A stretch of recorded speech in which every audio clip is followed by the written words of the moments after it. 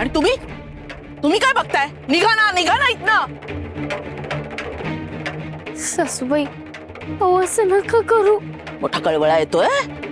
मग तू पण जा, टाळ कुटत यांच्या बरोबर पंढरपूरला.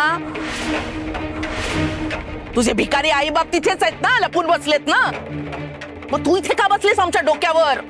जा ना तू पण तिथेच.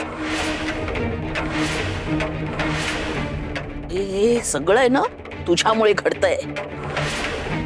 विठू नाम ऐकून हुरळली असशील आणि मामांची करत घेऊन आली असशील त्यांना बाहेर. नाही रमाई, वहिनी तर गजर न करण्यासाठी थांबवत होत्या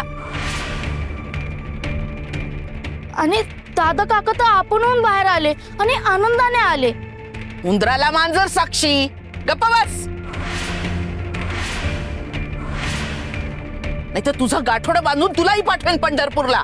सासूबाई ऐका ना, मी खरंच मामांजींना बोलवायला गेले नव्हते.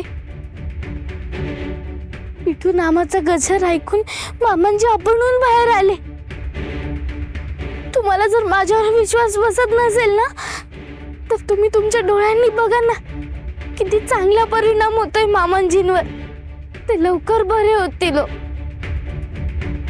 नामू काका, आपण पुन्हा एकदा गजर सुरू करूया. हो करूया की. रामकृष्ण हरी.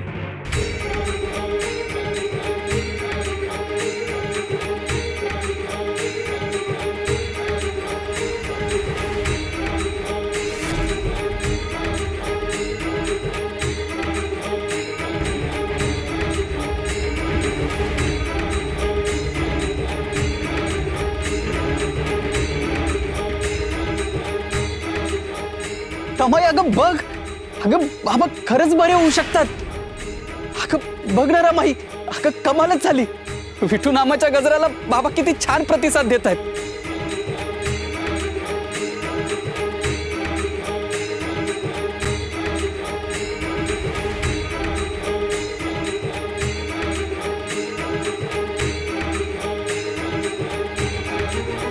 थांबा थांबा थांबा. आणि काय रे दिगू, काय तू बरळतोयस बायकोच्या नादाला लागून? आणि तुम्ही सगळे निघा निघा आता इथं. हा नामघोष थांबवा आणि निघा. चालते वा.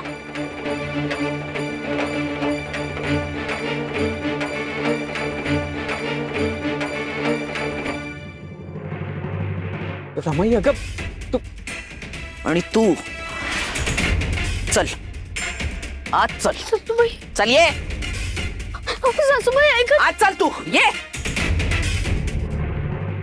बाबा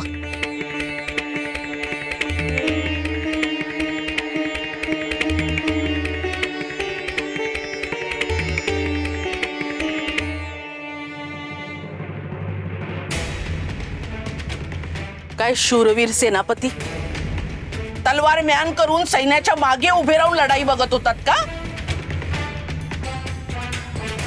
खिडकीतून काय निर्लज्जपणे फक्त बघतच होतात? तुम्हाला असं नाही वाटलं हे सगळं थांबवावं? अहो वहिनी असं कसं होईल? अहो या सकुलांना मी खूप समजावण्याचा प्रयत्न केला. हो हिला समजावलं की ते उपद्व्याप आहे ना करू नको, वहिनी रागवतील ना. हा आणि ते त्या सगळ्यांना तू बाहेर जायला सांग.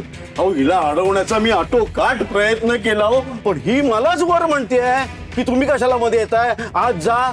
ही मुलगी ना खूप उद्धट झाली. हो अहो हिला वयाचा नात्याचा भान नाही, मान नाही. अहो सासरे काका कशाला खोटं बोलताय? तुम्हाला पाप लागेल. आणि सासूबाईंना तरी हे खरं वाटेल का? हो साप खोटय.